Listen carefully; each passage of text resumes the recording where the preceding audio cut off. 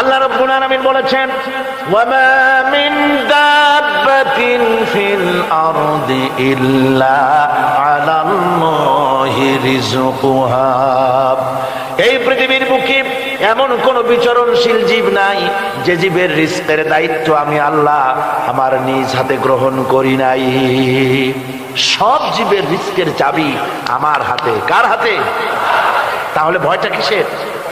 আপনার একটা পেট, তাই নিয়ে এত চিন্তা। অথচ এই পৃথিবীতে আল্লাহ পাক বলেন অসংখ্য প্রাণী আছে যাদের কোনো সঞ্চয় নাই। শকুন, শকুনের মরা গরু অনেকগুলি ব্যাংকে জমা আছে নাকি? কবে কোথায় একটা মরা গরু পাইছে আর খোঁজ নাই, খবর নাই। ওগুলা কি না খাইয়া মরতে দেখছেন রাস্তায় পথে ঘাটে? সুবহানাল্লাহ। অসংখ্য প্রাণী এভাবে দুনিয়া আছে।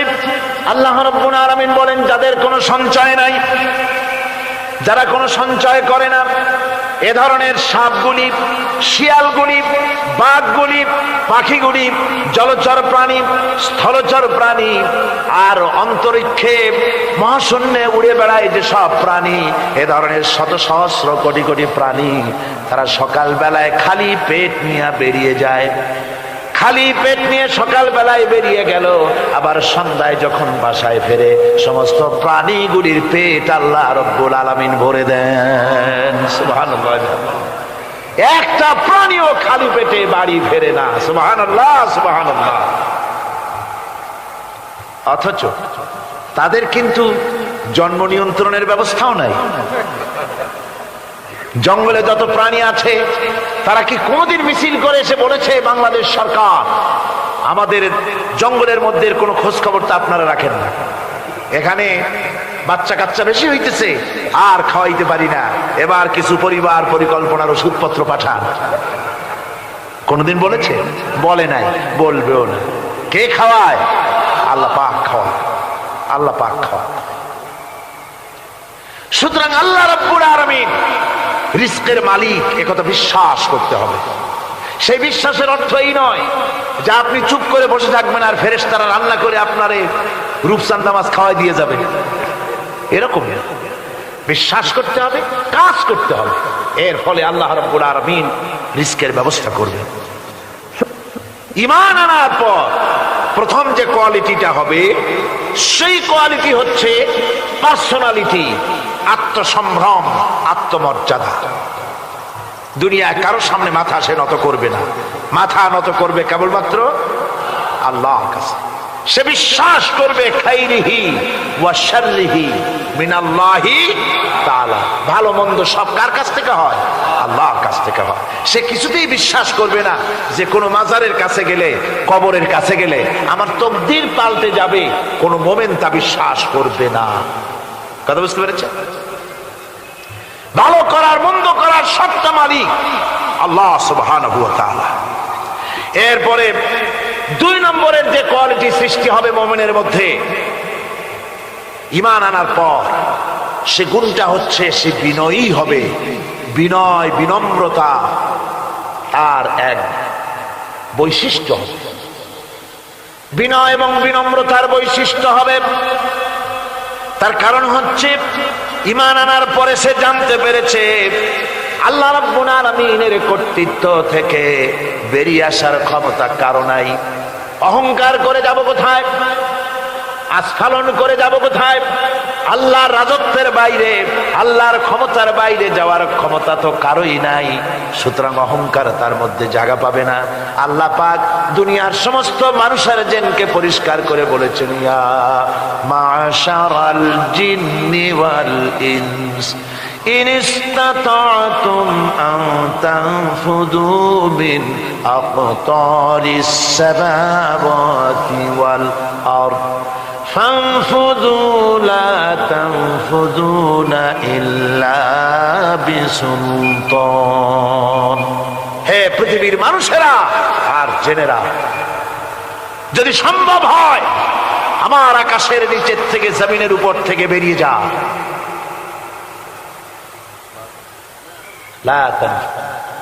বেরিয়ে যেতে পারবে না। আমি আকাশ এবং জমিন থেকে যদি সম্ভব করতে পারো বেরিয়ে যা। আর যদি কোনো আকাশ থাকে তার নিচে যা, আর যদি কোনো জমিন থাকে তার উপরে যাও। এমন দেশ যদি পাও যেখানে আমার আলো ছাড়া কোনো আলো আছে, আমার বাতাস ছাড়া কোনো বাতাস আছে, আমার চাঁদ সূর্য ছাড়া কোনো চাঁদ সূর্য আছে, যাও সেখানে। আল্লাহ রাব্বুল আলামিন বলেন নাই এরকম যাওয়ার কোনো উপায় নাই। আমি আল্লাহ রাব্বুল আলামিন আকাশ আর জমিন দিয়ে প্যাকেট করে রেখেছি, আটকায় রেখেছি। আমার রাজত্ব থেকে, আমার ক্ষমতা থেকে, আমার কর্তৃত্ব থেকে বেরিয়ে যাওয়ার ক্ষমতা কোনো মানুষের নাই, কোনো জিনের নাই, কোনো প্রাণীর নাই। সুবহানাল্লাহ। মানুষ হচ্ছে অহংকার কিসের হবে? তোমরা হচ্ছ ফকির। আল্লাহ পাক বলছেন ওয়াল্লাহুল গনিয়্যু ওয়া আনতুমুল ফুকারা। আল্লাহ হচ্ছেন গনি। আল্লাহ কি? গনি, বেনিয়াস, বেপরোয়া। ফাআলুন বিমা ইউরিদ, যা খুশি তাই করে, কারো মুখাপেক্ষী তিনি নন। কোরআনে কারীমে রব্বুল আলামিন বলেছেন নবী আপনি আমার ব্যাপারে, আমার গুণাবলীর ব্যাপারে বলুন। কুল হুয়াল্লাহু আহাদ, পড়েন সবাই। কুল হুয়াল্লাহু আহাদ আল্লাহুস সামাদ লাম ইয়ালিদ ওয়া লাম ইউলাদ ওয়া লাম ইয়াকুল লাহু কুফুয়ান আহাদ। আল্লাহ পাক বলেন বান্দারে, ও আমার নবী আপনি বলুন আল্লাহ পাক এক এবং একক, তিনি নিরঙ্কুশ, তিনি বেনিয়াস, তিনি কারো মুখাপেক্ষী নন, তিনি কাউকে জন্ম দেন নাই, তাকেও কেউ জন্ম দেয়নি। আকাশ এবং জমিনে আল্লাহর সমকক্ষ কেউ নাই। তোমরা হচ্ছ ফকির আর আমি আল্লাহ হচ্ছে বেনিয়াস। লিল্লাহি মা ফিস সামাওয়াতি ওয়া মা ফিল আরদ, আকাশে যা আছে জমিনে যা আছে সব আল্লাহ। সব কার? আল্লাহ পাকের। সুতরাং কিসের অহংকার, কিসের মাতবাড়ি? মানুষ পেছনের কথা ভুলে যায়, মুঠেই চিন্তা করে না। একটু আগে যারা ক্ষমতায় ছিল আজকে তারা ক্ষমতা হারা, আজকে যারা ক্ষমতায় এলো তারা আবার ক্ষমতা মস্তদে বসে দুনিয়ার সব বিপদাপদ ভুলে যায়। কি করে আরো বেশি লুটপাট করা যায়, আরো বেশি মানুষকে শোষণ করা যায়, মানুষ এই চিন্তাই করে। অহংকারে, ক্ষমতার দর্পে ফেটে পড়ে, চিন্তা করে না পেছনের কথা। আল্লাহ রাব্বুল আলামিন বলেন যারা নাকি মুমিন বান্দাদের বিনয় এবং বিনম্রতা তাদের মধ্যে সৃষ্টি হয়ে যাবে, তার কারণ হলো আল্লাহ পাক বলেছেন ওয়ালা তামশি ফিল আরদি মারহান ইন্নাকা লান তাখরিকাল আরদা ওয়া লান তাবলুগাল জিবালা তুলা। ওয়ালা তামশি ফিল আরদি মারহান, আমার জমিনের উপরে অহংকার করে পা ফেলো না। তুমি কি পারবে অহংকার করে আমার জমিনটাকে ফাটাই দিতে? কি বলেন, পারা যাবে? অহংকার করে জমিনের উপরে লাথি মারেন জোরে, জমিন ফাটবে? ফাটবে না, আপনার পা ছিঁড়ে যাবে। আপনি কি পারবেন অহংকার করে পাহাড়ের উচ্চতা লাফ দিয়ে ছাড়াই যেতে পারবেন? তাও পারবেন। সুতরাং আল্লাহ পাকের উপরে ঈমান আনলে পরে তাদের মাথা এভাবে নত হয়ে যায়, অহংকার তাদের মধ্যে জায়গা পায় না। অহংকার কিসের? কিসের অহংকার তোমার? মানুষ তার জন্মের কথা, কোরআনে কারীম বলে মানুষ কি তার জন্মের কথা স্মরণ করে না? তোমার তো এমন অবস্থা ছিল দুনিয়ায় উল্লেখযোগ্য বিষয়বস্তু হিসাবে তুমি পরিগণিত ছিলে না। তুমি হচ্ছ, তোমার জন্মের উৎস কথা হচ্ছে এক ফোঁটা নাপাক পানি, এমন নাপাক পানি যা শরীর থেকে নির্গত হলে পরে গোসল করা ওয়াজিব হয়ে যায়। এমন এক ফোঁটা নাপাক পানি যার জন্মের উৎস, তার আবার অহংকার কিসের? পৃথিবীতে অহংকার যারাই করলো আল্লাহ পাক তাদেরকে ভালো করে দেখায় দিলেন। নমরুদকে দেখায়ছেন, ফেরাউনকে দেখায়ছেন, যুগের ছোট ছোট নমরুদ ফেরাউন যেখানে যেখানে খুঁজে খুঁজে ফেরাউন হয়েছে আল্লাহ সকলকেই দেখিয়ে দিয়েছেন। দেন নাই? দেখিয়ে দিয়েছেন। সুতরাং মাথা নিচু করে চলতে হবে, বিদ্যার বড়াই করা চলবে না। কত লেখাপড়া করেছো তুমি? এমএ পাস করেছো, তাতে কি হয়েছে? সবে মাত্র বর্ণবোধ পড়েছো, জ্ঞানের রাজ্যে পা ঢুকিয়েছো, এখনো কিছু শেখনি। টাইটেল পাস করেছো তো কি হয়েছে? কদ্দুর শিখেছো? নিউটনের মতো মানুষ মৃত্যুর সময় বললেন, জ্ঞান সমুদ্রের বেলাভূমিতে দাঁড়িয়ে সামান্য বালু কণা নিয়ে নাড়াচাড়া করলাম, অথই সমুদ্রের কিছুই দেখতে পারলাম না। শেখ সাদি রহমতুল্লাহ আলাইহি ইন্তেকালের সময় বলেছেন, মালুম শোধ কি হিচ মালুম না শোধ, সারা জীবন সাধনা করে বুঝিলাম ইহা যে কিছুই বুঝিলাম না। এগুলি হচ্ছে জ্ঞানীদের কথা। আর কোন রকম ইউনিভার্সিটির বারান্দা দিয়ে 3-4 দিন হাঁটছে, কয় যে সব বুঝি। কি বুঝছো? দেয়ার ইজ নো গড, স্রষ্টা বলতে কেউ নেই। পাগল কি এর কাছে ধরে মিয়া? সুতরাং বিদ্যার বড়াই চলবে না, স্বাস্থ্যের বড়াই চলবে না, অর্থের বড়াই চলবে না। অর্থের বড়াই করবে, কত অর্থ তোমার হয়েছে, আল্লাহ যদি ইচ্ছে করেন ব্রেনের মধ্যে, মগজের মধ্যে এমন টিউমার করে দিবেন, মগজের মধ্যে এমন ক্যান্সার করে দেবেন, হার্টের ভিতরে এমন ক্যান্সার লাগায় দিবেন, 14 গোষ্ঠী বিক্রি করলে ঔষধের পয়সা হবে না। পারবে কিনা আল্লাহ কর, জোরে বলবেন পারবেন কিনা? এমন বহুত অসুখ আছে ডাক্তাররা বোঝেই না ঔষধ দেবে কি, কি রোগ ডাক্তাররাই বোঝেন। এগুলি ইংল্যান্ড এবং আমেরিকায় যখন যাই, সেখানে বহুত লোক দোয়া নিতে আসে, কয় যে হুজুর দোয়া করেন, দীর্ঘদিন পর্যন্ত রোগে ভুগতেছি। কি রোগ? অমুক রোগ। তাই এখানে এত মডার্ন মেডিকেল সায়েন্স এত উন্নত হয়েছে, ডাক্তাররা কি কয়? ডাক্তাররা ব্লাড, স্টুল, ইউরিন, কুষ্ঠিসুদ্ধা টেস্ট করিয়া কয় যে বুঝি না কি হয়েছে। সুতরাং মুমিন বান্দা যারা আল্লাহর দ্বীনকে কবুল করবে, কালেমা পড়বে, তার অন্যতম একটি কোয়ালিটি হচ্ছে সে বিনয়ী, বিনম্র হবে। সুবহানাল্লাহ পড়ে। অহংকার তার মধ্যে জায়গা পাবে না। হাদিসে কুদসির ভিতরে এসেছে, আল্লাহ পাক বলেন, অহংকার হচ্ছে আমার ইজার, আমার চাদর স্বরূপ। যে ব্যক্তি অহংকার করে সেজন্য আমি আল্লাহ চাদর নিয়ে টানাটানি করে। নাউযুবিল্লাহি মিন যালিক। এরপরে মুমিন ব্যক্তি কলেমা পড়ার পর, ঈমান আনার পরে যে কোয়ালিটি হওয়া উচিত, আল্লাহর পরে ঈমান আনলে পরে যে কোয়ালিটি হওয়া দরকার, সেটা হচ্ছে তার মধ্যে বীরত্ব এবং নির্ভীকতা আসবে। সে ব্যক্তি নির্ভীক হবে, মৃত্যুর ভয় পাবে না, মৃত্যুর ভয় পাবে না। তার কারণ হলো মুমিন ব্যক্তি ঈমান আনার পরে জানতে পেরেছে যে মৃত্যু থেকে পালাবার উপায় কোন প্রাণীর নাই। আছে নাকি? মৃত্যু থেকে পালানো যাবে? মৃত্যু থেকে পালানো যাবে না। মুমিন এই জন্য ভয় পাবে না। এই জন্য মুমিন জীবনে একবার মরে, মুমিন সবসময় বীর পুরুষ হয়। মুমিন কি হয়? আর মুনাফিক হয় কি? কাপুরুষ। মুমিন মরে জীবনে একবার, আর মুনাফিক মরে জীবনে কয়েকবার। সাইকেলের টায়ার বাস্ট হলে চিতই পড়ে, ভয় ছোটে। ট্রাকের টায়ার বাস্ট হলে তো হুঁশই থাকে না, আর কোথাও বোমা পড়লে এমনি তার রুহু উড়ে যায়। এই হলো দুর্বল ঈমানের লক্ষণ, মুনাফিক।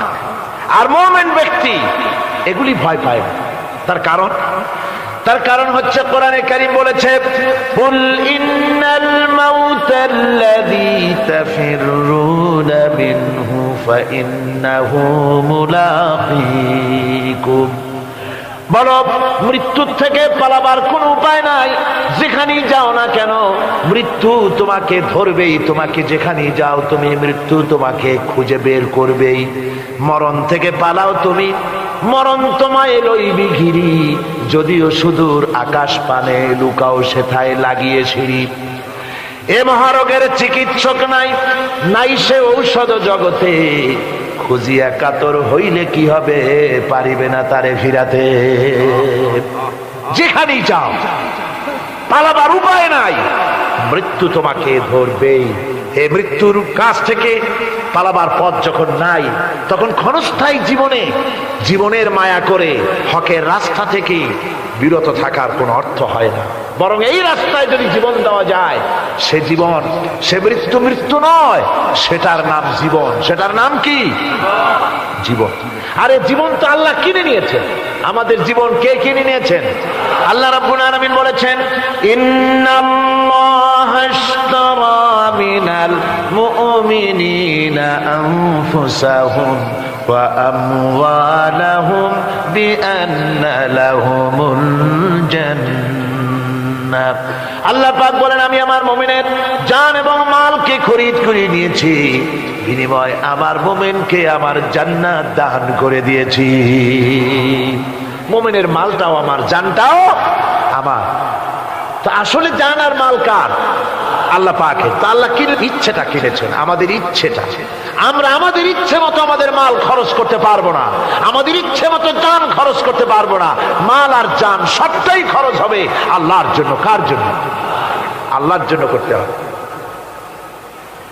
আপনাকে আল্লাহ টাকা দিয়েছেন, কড়ি দিয়েছেন, এই ধন সম্পদ যে কোনো দলের লোক এসে চাঁদা চাইলেই আপনি দিতে পারবেন না, যেহেতু কিয়ামতের দিন আল্লাহর দরবারে জবাবদিহি করতে হবে। পয়সা আল্লাহ দিয়েছিলেন, ওই পয়সা দিয়া ধর্মনিরপেক্ষবাদীদেরকে টাকা দিয়া সহযোগিতা করেছেন, সমাজতন্ত্রীদেরকে টাকা দিয়া সহযোগিতা করেছেন, পুঁজিবাদীদেরকে টাকা দিয়ে সহযোগিতা করেছেন, আল্লাহর দ্বীনের সঙ্গে নাফরমানি যারা করে পয়সা দিয়া সহযোগিতা করেছেন। কিয়ামতের দিন আল্লাহর দরবারে আসামির কাতারে দাঁড়াতে হবে। পরিষ্কার আল্লাহর কথা, আমি তোমার মাল কিনে নিয়েছি, তোমার মাল আমার রাস্তায় খরচ করতে হবে। খরচ করলে কোথায় করতে হবে? আল্লাহর রাস্তায়। আপনার নিজের ইচ্ছে মতো আপনি করতে পারবেন না। দেখুন, হিন্দুদেরকে, অমুসলিমদেরকে আপনি সাহায্য করবেন, যদি কোনো অমুসলিম তার মেয়েকে বিবাহ দিতে পারে না টাকার অভাবে, আপনি সাহায্য করবেন, জায়েজ আছে, সওয়াব হবে। একটা অমুসলিম তার সন্তানকে পড়াশোনার খরচ চালাতে পারছে না, আপনি সাহায্য করুন, জায়েজ আছে। অসুখ হয়েছে, রোগের চিকিৎসা করাতে পারে না অমুসলিম, সাহায্য করুন, জায়েজ আছে। কিন্তু অমুসলিম পূজা করবে, পয়সা দিয়ে মণ্ডপ বানাতে পারে না, বলির পাঠা কিনতে পারছে না পয়সার অভাবে, সেখানে মুসলমানের সাহায্য করা জায়েজ আছে? একটা ফুটা পয়সাও সেখানে সাহায্য করা মুসলমানদের জন্য হারাম। এরকম সাহায্য করা কি জোরে কর? হারাম। তার কারণ আপনি পয়সা দিয়ে আল্লাহর সাথে শিরক করার সুযোগ করে দিচ্ছেন। এই কথাটা যেমন ভাবে বুঝলেন, অনুরূপ ভাবে যারা আল্লাহর দ্বীন কায়েম করতে চায় না, আল্লাহর দ্বীনের বিরোধিতা করে, মানুষের তৈরি করা মতবাদ প্রতিষ্ঠার সংগ্রাম করে, তাদেরকে আপনি আপনার টাকা পয়সা দিয়ে সাহায্য করলে আল্লাহর কাছে অবশ্যই আপনাকে জবাবদিহি করতে হবে, যেহেতু আপনার জান, আপনার মাল সবটাই কার। আল্লাহ রাব্বুল আলামিনের জন্য শিখাই দিয়েছেন, বলো, কুল ইন্না সালাতি ওয়া নুসুকি ওয়া মাহইয়ায়া ওয়া মামাতি লিল্লাহি রাব্বিল আলামিন। পড়েন সবাই আমার সাথে, ইন্না সালাতি ওয়া নুসুকি ওয়া মাহইয়ায়া ওয়া মামাতি লিল্লাহি রাব্বিল আলামিন। নিশ্চয়ই আমার নামাজ, আল্লাহ বলেন, শিখাই দিচ্ছেন, বলো, আমার নামাজ, আমার কোরবানি, আমার হায়াত, আমার মত সবকিছু ওই আল্লাহ রাব্বুল আলামিনের জন্য, যিনি তামাম জাহানের সৃষ্টি জগতের লালন কর্তা, পালন কর্তা, তার জন্যই নিবেদিত। সুতরাং আপনার ইচ্ছে মতো জান মাল খরচ করতে পারবেন না, খরচ করতে হবে আল্লাহর পথে। বুকের মধ্যে যে জানটা আছে, জান আপনার, কিন্তু আপনি কি আত্মহত্যা করতে পারবেন? আত্মহত্যা করলে কি হয়? কবিরা গুনাহ। কি হবে? কবিরা গুনাহ। কিয়ামতের শাস্তি কি? জাহান্নাম। কোথায় যেতে হবে? জাহান্নাম। যদিও জানটা আপনার মধ্যে আপনার, কিন্তু এটা আল্লাহ আপনার কাছে আমানত রেখেছেন। এই জান আপনি যেখানে সেখানে খরচ করতে পারবেন না। আপনার এই জানটা নিয়ে মানুষের তৈরি করা মতবাদের আন্দোলনে সংগ্রাম করে জানকে ক্ষতিগ্রস্ত করতে পারবেন না। ওই রাস্তায় মরবেন তো জাহান্নামে যেতে হবে। এই রাস্তায় আপনার জীবন দিতে বলা হয়নি। আপনার জান আর মাল সবটা খরচ করতে হবে আল্লাহ রাব্বুল আলামিনের জন্য। যেহেতু আমাদের জান মালের বিনিময়ে আল্লাহ রাব্বুল আলামিন আমাদেরকে জান্নাতের ওয়াদা করেছেন। মুমিন ব্যক্তির এই কোয়ালিটি হবে। মুমিন ব্যক্তি সে ব্যক্তি তার মনের মধ্যে এই চিন্তা হবে, কেউ আমাকে ক্ষতি করতে পারবে না, আমাকে কেউ মারতে পারবে না। ওয়ামা হুম বিদাররিনা বিহি মিন আহাদিন ইল্লা বিইذনিল্লাহ। আল্লাহর বিনা হুকুমে আমার এক গাছা পশম কেউ বাঁকা করতে পারবে না। এটাই মুমিনের ঈমান হওয়া উচিত। শুধু তাই নয়, মুমিনের কলিজার ভিতরে এ ধরনের সাহস থাকবে, বিশ্বাস থাকবে। ওয়ামা কানা লিনাফসিন আন তামুতা ইল্লা বিইذনিল্লাহি কিতাবাম মুআজ্জালা। কোন প্রাণী তার নির্ধারিত সময়ের আগে কেউ তাকে মারতে পারবে না। আল্লাহ পাক যে সময় নির্ধারণ করেছেন ওই নির্ধারিত সময়ের আগে কারো মৌত হবে না।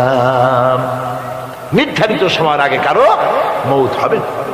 কোরআনে কারীমে ভিন্ন জায়গায় আল্লাহ বলেন, কুল লাউ কুনতুম ফি বুয়ুতিকুম লাবারাযাল্লাযীনা কুতিবা আলাইহিমুল কাতলু ইলা মাদাজিহিম। আল্লাহ পাক বলেন, নবী বলুন, ভাগ্যে যদি নিহত হওয়া থাকে, ভাগ্যে যদি নিহত হওয়া থাকে, সে যদি তার নিজের বিছানায়ও থাকে, ওই বিছানা থেকে তাকে বেরিয়ে যেতে হবে, মৃত্যুর জায়গায় তাকে পৌঁছে যেতে হবে। কেউ রক্ষা করতে পারবে না। মৌত যখন আসবে অবশ্যই মৃত্যুর কাছে তাকে যেতেই হবে। আমার বন্ধু, মনে পড়ছে সেই দার্শনিকের কথা। একজন দার্শনিক নৌকায় চড়ে যাচ্ছে কোথাও, তো নৌকায় চড়ে যাচ্ছে, দার্শনিক একা, মাঝি নৌকা বাঁধছে। দার্শনিক মানুষ তো মাথার মধ্যে দর্শন গিজগিজ গিজগিজ করছে, কথা বলার লোক পায় না। এখন মাঝির সাথেই কথা বলার সিদ্ধান্ত নিল। শেষ পর্যন্ত বলল, রে মাঝি, কত বছর নৌকা চালাও? তা তো বহুত বছর, জীবনটাই কাটাই দিলাম। তা ভূগোল চেনো? ভূগোল কখনো দেখেছো? কই যে না, ভূগোল আমি দেখবো কোথাতে, আমি হলাম গরিব মানুষ, এগুলি ধনীদের কাম, তারা হয়তো খায় টায়, আমি ভূগোল দেখিও নাই খাইও নাই। বলে আশ্চর্য কথা, ভূগোল মানুষে খায় নাকি?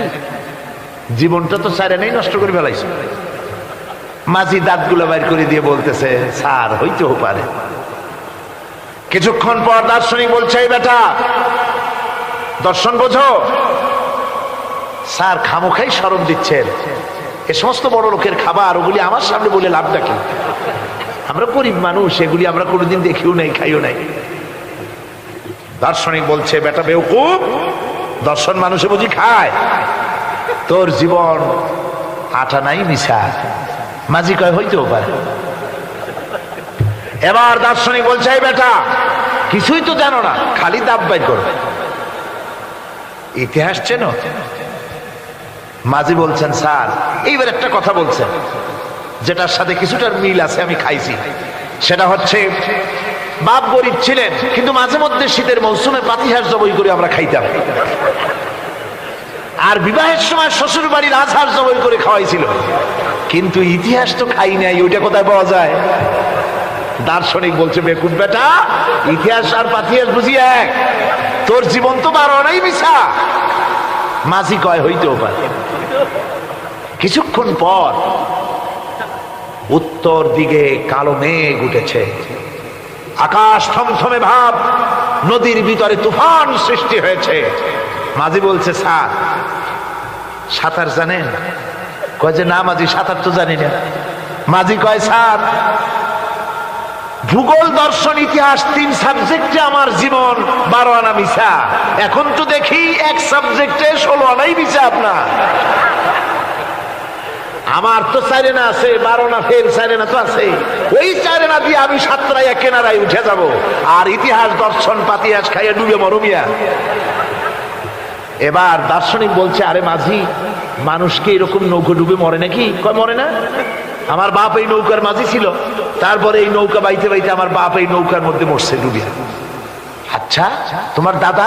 আমার দাদাও মাঝি ছিল, এই নৌকা বাইতে গিয়ে সেও মরছে। তোমার নানা? আমার নানাও এরকম নৌকা বাইয়া এরকম মাঝি হয়ে মরছে। দার্শনিক কয়, তুমি তো দারুণ বেহায়া, যে নৌকায় তোমার বাপ মরলো, দাদা মরলো, সেই ব্যবসা তুমি ছাড়তে পারো নাই, তুমি তো দারুণ বেহায়া। মাঝিরও বুদ্ধি কম না। মাঝি কয় যে, স্যার আপনার বাপ জিন্দা আছেন? কয় না, মারা গেছেন। কোথায় মরছে? ঘরের মধ্যে খাটের উপরে চিত হইয়া আরামসে মারা গেছেন। আপনার দাদা? বলে তিনিও ঘরের মধ্যে বাস, ওইখানে ঘরের মধ্যেই মারা গেছেন খাটের উপরে। আপনার নানা? উনিও ঘরের মধ্যে চিত হয়ে আরামসে মারা গেছেন। মাঝি কয় যে, আপনিও তো বেশরম কম না, যে ঘরের মধ্যে আপনার দাদা মরলো, নানা মরলো, গোষ্ঠী মরলো, সেই ঘরটা তো এখন আপনি সারতে পারেন নাই। এর দ্বারা মাঝি বুঝাইতে চাইল এই কথা, দার্শনিক সাহেব, মৃত্যুর জন্য সময় হলো আসল কথা। সময় যখন এসে যাবে, সে যে জায়গায় হোক, মৃত্যু তাকে ছাড়বে না। মৃত্যু যখন আসবে, জায়গায় পৌঁছতে হবে, আর সময় যখন আসবে, এক মুহূর্ত আগে পিছু করা হবে না। মৌত আসার সাথে সাথে আজরাইল তার সামনে এসে যাবে, এক মুহূর্ত বাঁচতে পারবে না। সুতরাং মুমিন ব্যক্তি, তার দিলের মধ্যে মৃত্যু সম্পর্কে কোন ধরনের ওই ধরনের চিন্তা থাকবে না, পরানটা নিয়ে কোন রকম নিবাসী এরকমের চিন্তা থাকবে না। জীবন আল্লাহ দিয়েছেন, আল্লাহ নিবেন, সময় আসলে এক মুহূর্ত দেরি করা হবে না। সুতরাং সেই জীবনটা যিনি দিয়েছেন, তার রাস্তায় যাওয়ার জন্যই সে তৈরি থাকবে। এটা হলো মুমিনের কোয়ালিটি। আমার বন্ধুগণ, এরপরে মুমিনদের ভিতরে আরেকটা জিনিস হবে, সেটা হচ্ছে মুমিন কখনো হতাশ হবে না, নিরাশায় তার মন ভেঙে যাবে না। হতাশা মুমিনের কলিজাকে কখনো ছোট করে দিবে না, আন্দোলন থেকে তাকে বিরত রাখবে না। অন্ধকার দেখবে, চতুর্দিকে অন্ধকার মেঘাচ্ছন্ন, চতুর্দিক থেকে মেঘ জমে আসতেছে, মনে হবে যেন আর ফজর হবে না, কিন্তু একটু পরে দেখা যাবে এই মেঘের ঘন ঘটা দূর হয়ে গিয়ে সকালবেলায় আকাশে আবারও সূর্য উদিত হয়েছে, ঠিক না? সুতরাং মুমিনের হতাশ হওয়ার কোনো কারণ নাই। হতাশ হয় কারা? কোরআনে কারীমের মধ্যে বলা হয়েছে, ওয়ামান ইয়াকনাতু মির রাহমাতি রাব্বিহি ইল্লা যাল্লুন। কেবলমাত্র পথভ্রষ্ট লোকেরাই, কেবলমাত্র গোমরাহ লোকেরাই তারাই নিরাশ হয়, হতাশ হয়। ঈমানদার লোক কখনো হতাশ হয় না, তার ঈমানে, তার আশায় বুক বেঁধে সাহসের সঞ্চার করে দেয়। কারণ সে তো জানে, আল্লাযী খালাকানি ফাহুয়া ইয়াহদিন, আল্লাহ আমাকে সৃষ্টি করেছেন, আমার হেদায়েতও তিনি দিয়েছেন, পথও তিনি দেখিয়েছেন। আল্লাযী হুয়া ইউতঈমুনি ওয়া ইয়াসকিন, আমি যখন ক্ষুধার্ত হই, ওই আল্লাহই আমাকে খাওয়ান, আমি যখন তৃষ্ণার্ত হই, তখন আল্লাহই আমাকে পান করান। ওয়া ইযা মারিদতু ফাহুয়া ইয়াশফিন, আর যখন আমি অসুস্থ হই, ওই আল্লাহই আমাকে রোগ মুক্ত করেন। সুবহানাল্লাহ। দেখেন হযরত আইয়ুব আলাইহিস সালাম, সব কোরআনের মধ্যে আছে, আল্লাহ পাক সব বলে দিয়েছে। আমাদের মধ্যে অনেকের রোগ হলে কয় যে, এত নামাজ রোজা করি আর রোগে আমারই পাইলো। বলে না এরকম? নামাজ রোজা করি, দান সদকা করি, হজ করি, আর আমার এই রোগটাই পাইলো, এই রোগ ছাড়ি না। আশ্চর্য কথা, রোগ দিয়ে আল্লাহ মানুষের ঈমান পরীক্ষা করেন। ধৈর্য ধরতে হবে।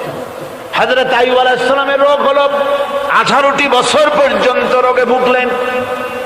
18 বছর শরীর পচে যেতে লাগলো, বিবি বাল বাচ্চা সব তার কাছ থেকে ছড়ে গেল, গ্রামের লোকেরা তাকে তাড়ায় দিল, জঙ্গলের ভিতরে তিনি কাটাতে লাগলেন। এরপরে তিনি কষ্টে অস্থির হয়ে গেলেন, কোনো শিকায়েত আল্লাহর দরবারে তোলেন নাই।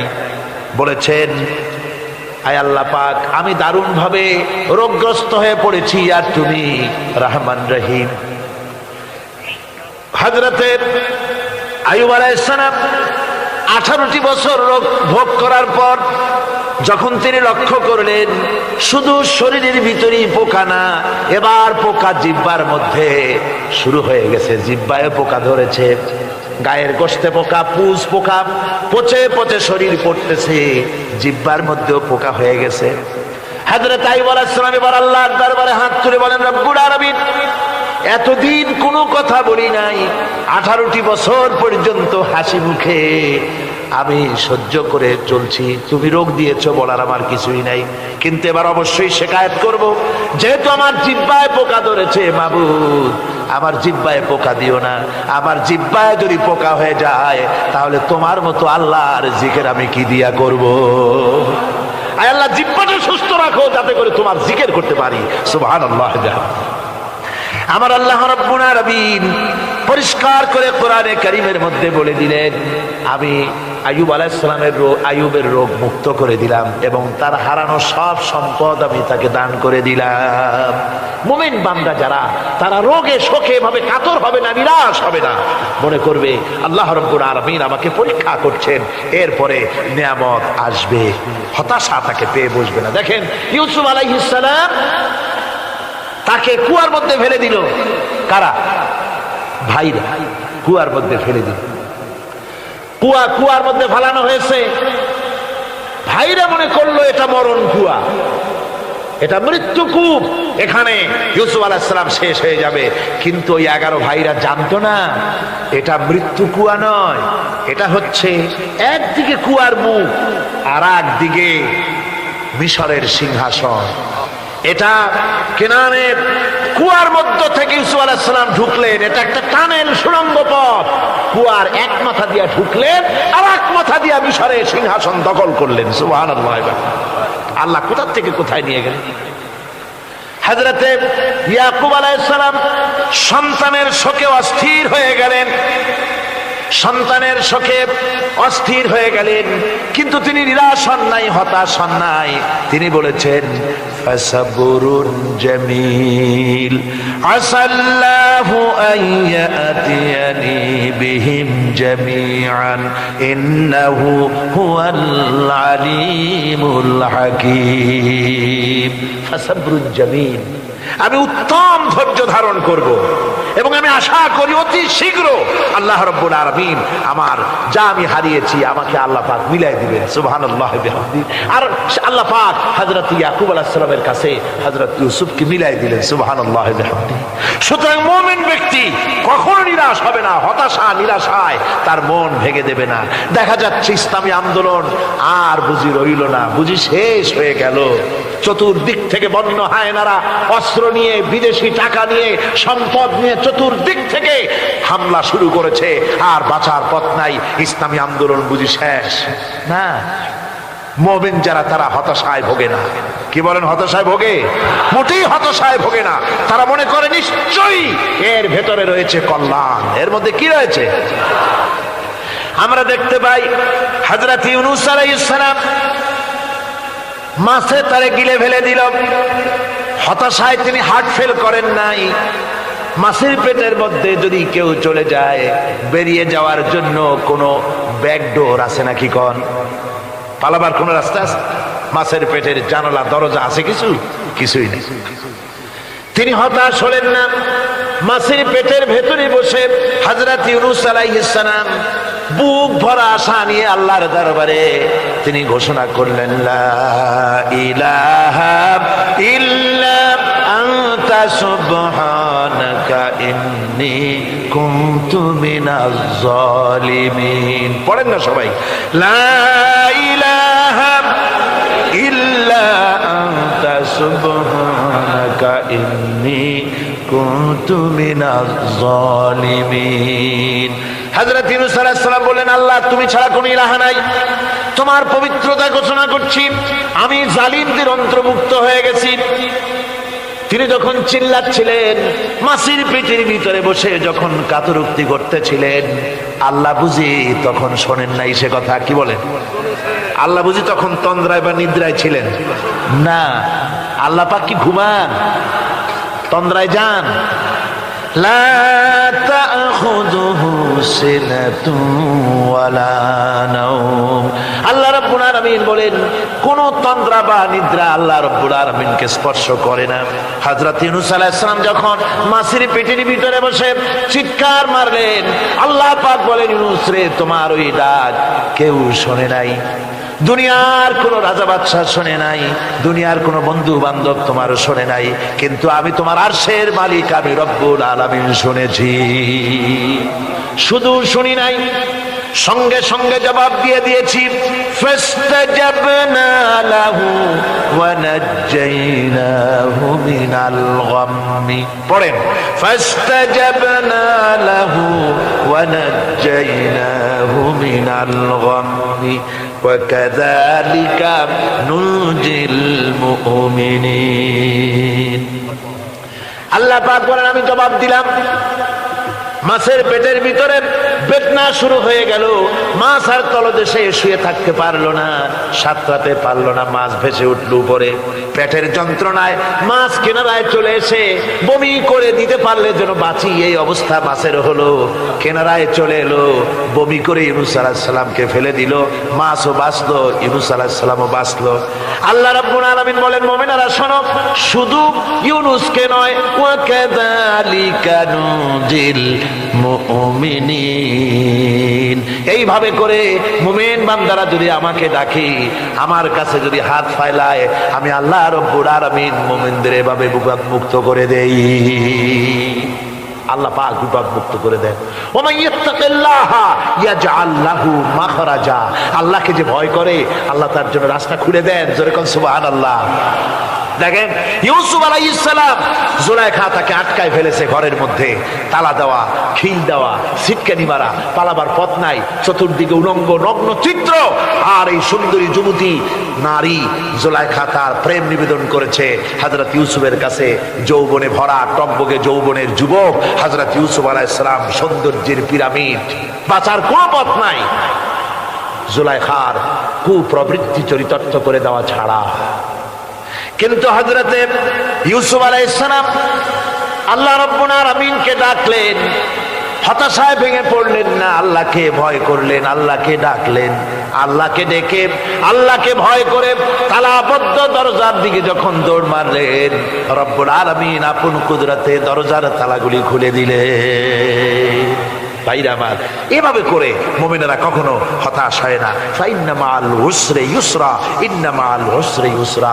মনে রাখতে হবে, দুঃখ কষ্টের সাথে থাকে সুযোগ সুবিধা, আর প্রত্যেক অসচ্ছলতার সাথে থাকে উদার সচ্ছলতা। এর কোনো বিপরীত কখনই হয় না। আল্লাহ রাব্বুল আলামিন এইভাবে করে মুমিনদেরকে বলেছেন যেন তারা হতাশায় ভেঙে না পড়ে। আমার বন্ধুগণ, মানুষ হতাশায় যেন না ভাঙে। গুনাহ করেছে, গুনাহ করার কারণে কোন মুমিন যেন হতাশায় ভেঙে না পড়ে, সেই জন্য আল্লাহ তাকে বলেছেন, লা তাকনাতু মির রাহমাতিল্লাহ। বান্দারে, আমার রহমত থেকে মায়ুস হইস না, নিরাশ হোস না, আমি রহমান, আমি রহিম। জোরে কোন সুবহানাল্লাহ।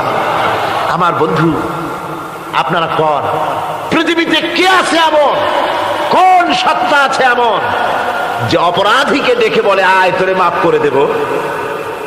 আছে কেউ এমন? বাপও বলে না। বাপও ছেলে যদি অপরাধ করে দেখে বলে না আয় মাফ করে দিই। অবশ্য মন চায় ছেলে মাফ চাক, তাহলে মাফ করে দিব। মাফ না চাও পর্যন্ত বাপেও ডাকে না, মাও ডাকে না যে অপরাধ করেছিস আয় মাফ করে দিই। জোরে বলেন, কেউ বলে? আকাশ ও জমিনে একমাত্র মেহেরবান সত্তা আমার রব্বুল আলামিন। মানুষ যখন গুনাহ করে রব্বুল আলামিন বলে, বান্দারে গুনাহ করেছিস আমার সামনে আয়, গুনাহ মাপ চা, চোখের পানি ফেলাম। যত বড় গুনাহ তোর হোক না কেন, আমি রব্বুল আলামিন তোর গুনাহ খাতাকে মাফ করে দেব। কিভাবে মাফ করব? মানুষ যদি কোনো অন্যায় করে, অপরাধ করে, চুরি করে, ডাকাতি করে, পুলিশ তাকে অ্যারেস্ট করে, থানায় তার নাম লেখা হয়ে যায়, কয়েক বছর জেল খাটার পরে মুক্ত হলো। কিন্তু থানার ব্ল্যাক লিস্টে দাগি খাতায় যে নাম থাকলো ওই নাম কাটা যায় না। আবার অপরাধ করলো, আবার জেল হলো, আবার মুক্ত হলো, থানায় আরেকবার নাম লেখা হলো। যতবার অপরাধ করবে ততবার থানায় নাম লেখা যাবে, জেল খাটবে, জরিমানা দেবে, কিন্তু কালো খাতা থেকে তার নাম মোছা হবে না। আল্লাহ রাব্বুল আলামিনের অফিসের কাণ্ড ভিন্ন। কোন মানুষ যদি অপরাধ করে, গুনাহ করে যদি রব্বুল আলামিনের দরবারে বিনীতভাবে মাপ চায়, আল্লাহ রাব্বুল আলামিন বলেন শুধু গুনাহ মাফ করি না, গুনার খাতা থেকেও নামটা আমি আল্লাহ তোমার মুছে ফেলে দেই। গুনাহ আমার কাছে মাপ চাও, আমি আমাকে ডাকো, আমি তোমার কাছে আছি। وَإِذَا سَأَلَكَ عِبَادِي عَنِّي فَإِنِّي قَرِيبٌ। আল্লাহ পাক বলে বান্দা যখন আমাকে ডাকে আমি বান্দার একদম নিকটে, তার ঘাড়ের চাইতেও নিকটে। ওয়ানাহানু আকরাবু ইলাইহি মিন হাবলিল ওয়ারিদ। আমি আমার বান্দার সারা যে রগের উপরে তার মাথা, এর থেকেও আমি আমার বান্দার বেশি নিকটে। সুবহানাল্লাহ পড়ে। আমি তোমার কাছে, আমার কাছে মাপ চাও, যত বড় গুনাহ হোক। ওয়াকালা রাব্বুকুম উদউনি আস্তাজিব লাকুম। তোমার প্রভু তোমাকে ডেকে বলেছে আমাকে ডাকো, আমি মাফ করে দেব। সুবহানাল্লাহি ওয়া বিহামদিহি। কত বড় কথা, আমাকে ডাকো, নিরাশ হয়েও না, হতাশ হয়েও না। আল্লাহর গজব বেশি না রহমত বেশি? আল্লাহর রহমত বেশি। হাদিসে কুদসির ভিতরে এসেছে, আল্লাহ পাক বলেছেন কোন বান্দা যদি আমার দিকে এক বিগত অগ্রসর হয়, আমার রহমত তার দিকে এক হাত এগিয়ে যায়। কোন বান্দা যদি আমার দিকে হেঁটে আসে, আমার রহমত তার দিকে দৌড়ে যায়।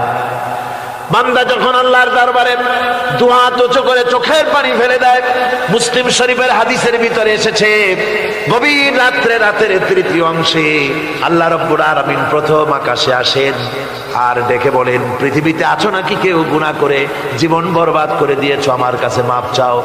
ঋণগ্রস্ত আছো, অসুস্থ আছো, অপমানিত আছো, কে আছো মাজলুম, আমাকে ডাকো, আমার কাছে বলো, আমি ডাকের সাড়া দেব, জীবনের আশা পূরণ করে দেব।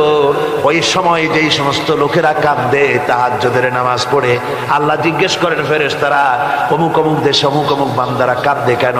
ফেরেশতারা বলে রব্বুল আলামিন তুমি তো ভালো করে জানো। আল্লাহ বলেন জানি, তবুও তোমাদের মুখে শুনতে চাই। তারা বলে রব্বুল আলামিন তোমার এই বান্দা গুনাহ করেছে, গুনার জন্য মাপ চায়, জাহান্নাম থেকে বাঁচতে চায়। আল্লাহ পাক বলেন ফেরেশতারা আমার এই বান্দারা আমারে দেখেছে নাকি? বলে দেখে নাই। বলে আমার দোজখ দেখেছে নাকি? বলে না, তাও দেখে নাই। আমার বেহেশত দেখেছে নাকি? বলে না, তাও দেখে নাই। আল্লাহ পাক বলেন ফেরেশতারা সাক্ষী থাকো, ওরা আমাকে দেখে নাই, আমার বেহেশত দোজখ কিছুই দেখে নাই, শুধুমাত্র আমার নবীর কথা, আমার কোরআনের কথা বিশ্বাস করে আরামের ঘুমকে হারাম করে যেভাবে তারা কাঁদতেছে, সাক্ষী থেকে যাও ফেরেশতারা আবার রহমতের দরিয়ায় জোশ মেরেছে আমার ওই ক্রন্দনরত বান্দাগুলিকে আমি আল্লাহ মাফ করে দিলাম। সুতরাং মুমিন বান্দা যারা, আল্লাহর মুমিন বান্দা যারা, এই ইমানের কোয়ালিটি, এটাও হতাশায় নিরাশায় ভেঙে পড়বে না। গুনাহ তো মানুষই করে, গুনাহ হয়ে গেছে, মাপ চাও। তোমার গুনাহ কদ্দূর? তোমার গুনাহ যদি হয় পাহাড় সমান, আল্লাহর রহমত আকাশ সমান। জাহান্নামের কঠিন শাস্তি থেকে বাঁচতে হলে আল্লাহর প্রতি ঈমান আনতে হবে। আর ঈমান আনলে যে কোয়ালিটিগুলি হওয়া উচিত, সেগুলি আমি আপনাদের সামনে আলোচনা করছি। এরপর আরেকটি কোয়ালিটি হবে মুমিনের, তা হলো কঠোর কঠিন বিপদে অবিচল থাকবে, বিপদে ভেঙে পড়বে না। বিপদ আপদ, শত্রুতা, ক্ষয় ক্ষতি যা কিছু হয় সবই আল্লাহর পক্ষ থেকে, এটা মেনে নিতে হবে এবং ধৈর্য ধারণ করতে হবে। বিপদ মুসিবত শুধু উম্মতের জন্য নয়, দুনিয়ার সমস্ত নবীদের বিপদ এসেছে, হয় নাই? নবীদের বিপদ আসে নাই? কোরআনে কারীম থেকে শুনুন, আল্লাহ রাব্বুল আলামিন বলেন ওয়া কাযালিকা জাআলনা লিকুল্লি নাবিয়্যিন আদুওয়াম মিনাল মুজরিমিন। আল্লাহ পাক বলেন এমনি করে আমি সকল নবীদের শত্রু বানিয়ে দিয়েছি সব পাপিষ্ঠ আর অপরাধ প্রবণ লোকদেরকে। প্রত্যেক যুগে নবীদের শত্রু ছিল, প্রত্যেক যুগে নবীদের কি ছিল? শত্রু ছিল। সে শত্রু কারা ছিল? আল্লাহ পাক বলছেন নবীদের শত্রু ছিল পাপিষ্ঠ আর অপরাধ প্রবণ লোক, এরাই ছিল নবীদের দুশমন। রাসূলগণের অবস্থা যদি এই হয়, তাহলে তার উম্মত, ওই দিনের ধারক বাহক যারা, তাদের বুঝি বিপদ আপদ হবে না নাকি? হবে কিনা? তো ইসলামের বিরোধিতা যারা করে, কোরআনের পরিভাষায় বলা হয়েছে ইসলামের দুশমন, নবীদের দুশমন। দুনিয়ার সব পাপিষ্ঠ আর অপরাধ প্রবণ লোকেরাই ইসলামের দুশমন হয়, নবীদের দুশমন হয়। আজও দেখেন, আজও তাকিয়ে দেখেন, ইসলামী আন্দোলনের বিরোধিতা যারা করে তারা পাপিষ্ঠ চরিত্রের কিনা তাকায় দেখেন, খুঁজে দেখেন, সর্বত্র খুঁজে দেখুন, খুঁজে দেখুন। যারা ইসলামী আন্দোলনের বিরোধিতা করে, যারা ইসলামকে মিটিয়ে দেওয়ার চেষ্টা করতেছে, যারা ইসলামকে মৌলবাদ বলে, ইসলামকে সাম্প্রদায়িক বলে, কোরআনে কারীমের কথা কত স্পষ্ট যে নবীদের দুশমন হয়, ইসলামের দুশমন হয় মুজরিম লোকেরা, অপরাধ প্রবণ আর পাপিষ্ঠ লোকেরা। আজও আমরা দেখতে পাই এই শ্রেণীর লোকেরা পাপিষ্ঠ এবং সবচাইতে সমাজের নিকৃষ্ট ধরনের চরিত্রহীন লোক। নামাজ নাই।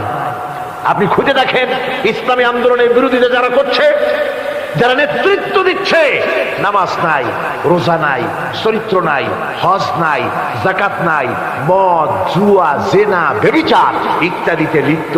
চেহারা দেখলে ছেলেপেলেরা 2 গ্লাস পানি খায় ভর ছোটে। কথা ঠিক কিনা কর? এই হলো অবস্থা। মারে কেন? মুমিনদেরকে, পয়গম্বরদেরকে, সাহাবীদেরকে এবং ঈমানদারদেরকে মারে কেন? তার কারণ হচ্ছে আল্লাহ রাব্বুল আলামিন বলেছেন, ওয়া মা নাকামু মিনহুম ইল্লা আইয়ুমিনু বিল্লাহিল আজিজিল হামিদ। কাফিররা ঈমানদার লোকদেরকে অন্য কোন অপরাধী নির্যাতন চালায় না, নির্যাতন চালায় শুধু এই কারণে যেহেতু মুমিন লোকেরা পরাক্রমশালী, আল্লাহ রাব্বুল আলামিনের দ্বীনকে কায়েম করতে চায়, তার উপরে ঈমান এনেছে, এই কারণেই তারা মারে। ঠিক কিনা কর? যুগে যুগে নবীদের উপরে, সাহাবীদের উপরে যে অত্যাচার হয়েছে, সে অত্যাচার এই কারণেই হয়েছে, অন্য কোনো কারণে নয়। এই কঠিন বিপদে অবিচলতা এবং ধৈর্যের দৃষ্টান্ত নবীগণ পেশ করেছেন পৃথিবীর বুকে। আমরা দেখেছি ইব্রাহিম আলাইহিস সালামকে আগুনে ফালানো হয়েছে, আছে না কোরআন শরীফে? আমি কিন্তু গল্প করতেছি না, সব কোরআনের কথা। কিসের কথা? ইব্রাহিম আলাইহিস সালামকে আগুনে ফালানো হচ্ছে। অপরাধ কি? অপরাধ হচ্ছে হযরত ইব্রাহিম আলাইহিস সালাম দাওয়াত দিয়েছেন, লা ইলাহা ইল্লাল্লাহ। জোরে পড়েন, লা ইলাহা ইল্লাল্লাহ, লা ইলাহা, লা ইলাহা ইল্লাল্লাহ মুহাম্মাদুর রাসূলুল্লাহ। হযরত ইব্রাহিম আলাইহিস সালাম দ্বীনের দাওয়াত দিয়েছেন, এক আল্লাহর দাওয়াত দিয়েছেন, ঈমানের দাওয়াত দিয়েছেন। আর কোন অপরাধ ছিল না। নমরুদ সহ্য করতে পারলো না। কোরআনে কারীমের মধ্যে সব কথাগুলি আল্লাহ পাক এই জন্য বিধৃত করেছেন, এই জন্য কোরআনে কারীমের মধ্যে সব কথা উঠায় দিয়েছেন, যাতে করে মুমিনেরা বিপদ আসলে পরে যেন ঘাবড়ে না যায়। ইব্রাহিম আলাইহিস সালামকে আগুনে ফালানো হচ্ছে। ফেরেশতা বলছে, ইব্রাহিম তোমারে আগুনে ফালায় দেওয়া হতেছে, আমার কাছে সাহায্য চাও, আমার কাছে ক্ষমতা আছে, আগুনগুলো উঠাইয়া নমরুদের বংশ জ্বালাইয়া দেব। হযরত ইব্রাহিম ফেরেশতার কাছে সাহায্য চাইছিলেন নাকি? তিনি বললেন, ফেরেশতা তোমার কাছে সাহায্য কেন চাইব? আমি তো এমন কোন অন্ধ আল্লাহর ইবাদত করি না যেই অন্ধ স্রষ্টা তার গোলামের দুঃখ দুর্দশা না দেখেন। আমি তোমার কাছে সাহায্য চাইব না। হযরত ইব্রাহিম আলাইহিস সালাম পাশ করলেন। কি বলেন, পাশ করছেন না? ঈমানের পরীক্ষায় পাশ। আগুনের মধ্যে হযরত ইব্রাহিমকে যখন ফেলানো হচ্ছে, রব্বুল আলামিন আগুনের প্রতি নোটিশ করে দিলেন, ইয়া নারু কুনি বারদাও ওয়া সালামান আলা ইব্রাহিম। আগুন আমার ইব্রাহিমের জন্য শান্তিদায়ক, ঠান্ডা হয়ে যা। এখন কি আর আগুনের বাপের ক্ষমতা আছে ইব্রাহিমরে পোড়ানো? আর ক্ষমতা নাই। আমার বন্ধুগণ, ইব্রাহিম আগুনের ভিতরে আরামে বসা আছেন, আর ওদিকে নমরুদ বসে বসে দেখতেছে দূর থেকে। ইব্রাহিম তো জ্বলে না, গায়ের মধ্যে আগুন জ্বলে গেল। ডাক দিয়া কয়, আগুন তোর হলো কি? কেন জ্বালাইতে পারিস না আমার দুশমন রে? হলোটা কি তোর? তোর কি জ্বালানো শক্তি বন্ধ হয়ে গেল নাকি? আগুনের ভিতর থেকে জবাব এলো, নমরুদ রে, আমার ভিতরে জ্বালানো শক্তি আছে কি নাই যদি প্রমাণ করতে চাও, টেস্ট করতে চাও, তুই নিজে আয়, তোরে শুদ্ধ তামাম দুনিয়া জ্বালাই দিতে পারি, ইব্রাহিমের এক গাছা পশমও জ্বালাই দিতে পারি না। তার কারণ হচ্ছে আমি হচ্ছি মাখলুক, আল্লাহ হচ্ছেন খালিক। আল্লাহ আমাকে বলেছেন না জ্বালাতে, তুমি 1000 বার বললেও আমি ইব্রাহিমকে জ্বালাইতে পারবো না। কোরআনে কারিমে ঘটনা বলে মুমিনদেরকে সাহস দেওয়া হচ্ছে, মুমিনেরা দ্বীনের কাজ করতে গিয়ে বিপদ আবাজ আসবে, ইমানের দাবি হলো বিপদ আসবে, আর বিপদ আসলে ঘাবড়ায় যেও না, মুসিবতে পড়ে চিন্তায় পেরেশানে হয়রান হয়ে যেও না। বিশ্বকবি আল্লামা ইকবাল কি সুন্দর করে বলেছেন, আজ ভি হো জু ইব্রাহিম কা ইমা पैदा आग कर सकती है एक अंदाज गुलिस्तान पैदा। ইব্রাহিমের ইমান যদি আজিও কোথাও হয় বিদ্যমান, করতে পারেন অগ্নিকুণ্ডে খুবসুরত এক গুলিস্তান। আজও যদি আগুনের ভিতরে কোন নমরুদ কোন ইব্রাহিমকে যদি ফেলে দেয়, আল্লাহ রাব্বুল আলামিন আজও আগুনকে ফুলের বাগান বানায়া দিবেন। সুবহানাল্লাহ।